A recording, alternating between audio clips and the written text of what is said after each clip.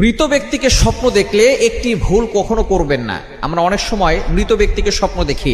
অনেকের বাবা মা দুনিয়া থেকে বিদায় নিয়েছেন, অনেকের আত্মীয় স্বজন পাড়া প্রতিবেশী দুনিয়া থেকে বিদায় নিয়েছেন। আমরা তাদেরকে স্বপ্ন দেখলে অনেকে একটা ভুল কাজ করে থাকি। আগে আমরা শুনবো মৃত ব্যক্তিকে স্বপ্ন দেখলে কি কি করতে হবে এবং যে ভুল কাজটি করা যাবে না সেটা আমরা পরে শুনছি সিরিয়াল অনুযায়ী। প্রথমে আমরা জানবো মৃত ব্যক্তিকে স্বপ্ন দেখলে কি কি করতে হবে।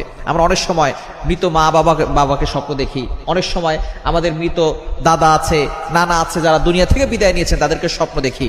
যদি আপনি মৃত ব্যক্তিকে স্বপ্ন দেখেন যে সে হাসি মুখে আছে, মনে করবেন সে কবর জগতে ভালো আছে। আর যদি দেখেন যে মৃত ব্যক্তি সে খুব কষ্টে আছে, কান্না করছে অথবা ভয়ঙ্কর কোনো জায়গায় রয়েছে, তাহলে মনে করবেন সে খুব কষ্টে আছে। যদি আপনি এই স্বপ্ন দেখেন যে সে কষ্টে আছে, তাহলে আপনি তার জন্য সদাকা করবেন, যতটুকু পারেন দান করবেন। আপনি যতটুকু পারেন কোরআন তেলাওয়াত করে তার জন্য দোয়া করবেন, নফল নামাজ পড়ে তার জন্য দোয়া করবেন। কারণ যারা দুনিয়া থেকে বিদায় নেয় তারা চাতক পাখির মতো তাকিয়ে থাকে কখন আমাদের জন্য একটু দোয়া করা হবে। তারা দুনিয়ার কোনো সম্পদ চায় না, টাকা পয়সা চায় না, তারা শুধু চাতক পাখির মতো তাকিয়ে থাকে কখন আমাদের জন্য একটু সওয়াব আসবে, আমাদের জন্য আমাদের সন্তানরা একটু দোয়া করবে।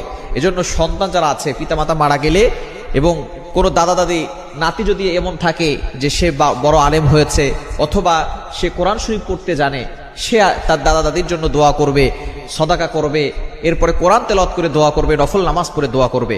তবে আমরা একটা ভুল কাজ করে থাকি, সেটা হচ্ছে মৃত ব্যক্তিকে স্বপ্ন দেখলে মিলাদ পড়ায়, বাসার ভিতরে মিলাদ পড়ায়, বিশাল বড় অনুষ্ঠান করে, টাকা পয়সা না থাকলেও ধার করে ঋণ করে সুদে টাকা এনে তারপরে মিলাদ পড়ায় দেয়। খবরদার, এটা কখনো করবেন না।